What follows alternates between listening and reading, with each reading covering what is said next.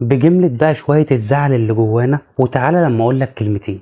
الواحد كل ما بيقعد مع نفسه او بيتابع الجديد اللي بيحصل على الساحة، ساعات كده بيحس بخيبة امل، وساعات كمان بيحس بالغيرة، بس غيرة عادية اللي هي بتمنى الخير لغيري عادي وده رزقهم. بس من جوايا هو انا قصرت في حاجة؟ هو في ايه بس عشان يحصل معايا انا كده؟ انا حاسس ان انا راكب حمار وداخل سباق، كل حاجة بقت وحشة.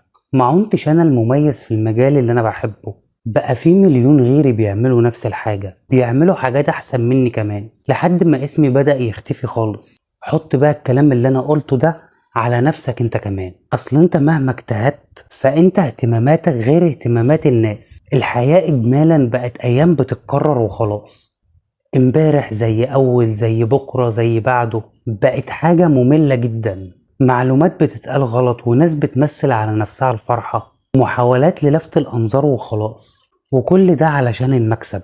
كل حاجة ما عادش ليها طعم، الافراح والترندات والجواز والافلام كله بقى ماسخ متكرر زي الاكل اللي من غير ملح، اهو مجرد اكل وخلاص. الواحد بقى حواليه 100,000 كاميرا و100,000 واحد، وكلهم عايزين يعملوا فلوس، وكلهم بيعملوا نفس الحاجة. انا والله طالع النهاردة مش عايز اقول حاجة غير اني خايف على نفسي من بكرة. هي جابت اخرها، والله هي جابت اخرها.